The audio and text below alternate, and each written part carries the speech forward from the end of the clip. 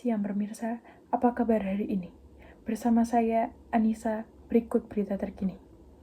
Bima Yudha Saputro mengunggah video presentasi dengan tajuk Alasan Kenapa Lampung Nggak Maju-Maju. Dalam video tersebut, ada beberapa kata kunci, yaitu jalanan rusak, infrastruktur yang tidak dipelihara secara maksimal, hingga pendidikan yang buruk. Video itu mendapat dukungan banyak dari masyarakat yang setuju dengan pendapat Bima. Tahun 2023, jagat media sosial Rio Pasal, konten kreator asal Lampung Timur yang sedang berkuliah di Australia. Bima Yudha Saputro mengunggah video berdurasi 3 menit di akun pribadi TikTok-nya. Dalam video itu, Bima mengkritik lambannya pembangunan dan sejumlah persoalan yang menyebabkan Lampung tak kunjung mengalami kemajuan. 18 April 2023. Video itu sudah ditonton belasan juta kali. Beberapa kata kunci di media sosial masih terkait dirinya, Gubernur Lampung, dan Kemenhukam. Video itu masih menjadi pembicaraan terpopuler di Twitter. Berselang beberapa hari setelah video itu diunggah, Bima dilaporkan ke Mapolda Lampung oleh Ginda Ansori Waika terkait dugaan pelanggaran UU ITE.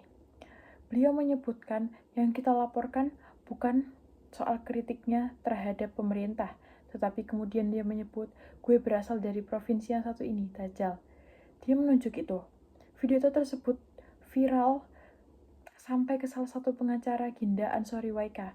Ginda pun menyebut opini Bima tidak berdasar dan tidak sesuai dengan kenyataan atau yang sebenarnya, sehingga ia melaporkan Bima ke polisi dengan tuduhan ujaran kebencian. Ginda Ansori Waika, seorang pengacara asal Lampung, resmi melaporkan Bima Pasal 28 Ayat 2. Lalu, dalam penyelidikan ini, Polda Lampung telah memeriksa 3 orang ahli, yaitu 2 ahli pidana Ahmad Rizal dan Bambang Hartono, serta salah satu orang ahli bahasa Hasnawati Nasution. Menurut Pandra, pokok kasus yang dilaporkan oleh pengacara Ginda Ansori Waika atas diksi Dajjal tidak menunjuk kepada suatu suku, agama, maupun ras. Tidak merujuk ke arah sara dan juga tidak ada unsur kebencian sebagaimana dilaporkan oleh pelapor, kata Pandra. Tak lama kemudian lewat akun TikTok Bima, ia mengunggah video menjelaskan mengenai protection visa. Itu adalah permintaan visa perlindungan yang bisa diberikan oleh pemerintah Australia.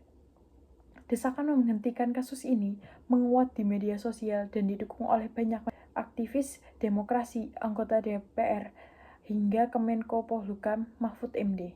Pakar hukum pidana dari Universitas Indonesia, Cudri Sitompul, menilai kasus tersebut memang sedari awal sulit untuk dilanjutkan ke tahap penyelidikan sebab unsur ujaran kebencian yang dituduhan tidak kena.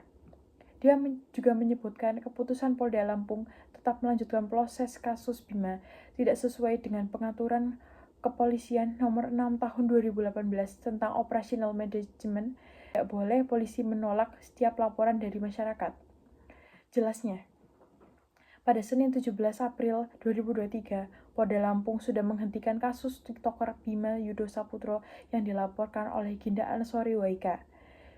Tidak ada unsur pidana dalam pertanyaan Bima. Dari hasil gelar perkara penyelidik sudah disimpulkan tidak ditemukan unsur-unsur tindak pidana. Direktur Jenderal HAM Kementerian Hukum dan HAM Dahana Putra melalui keterangan tertulisnya sikap Gubernur Lampung Arini Dejutnaidi yang memilih jalur hukum dalam merespon sikap Bima di medsos. Meski terkesan eksploitatif, konten yang disebarkan Bima terkait kondisi infrastruktur di Lampung masih mendapat dikategorikan bentuk kritik. Kritik adalah bagian dari kebebasan berpendapat yang tidak hanya merupakan bagian penting di dalam sebuah pemerintah dan demokratis, tetapi juga elemen HAM yang dijamin oleh konstitusi kita, ujarnya. Baik, sekian yang bisa saya sampaikan berita terkait ini. Selamat siang dan sampai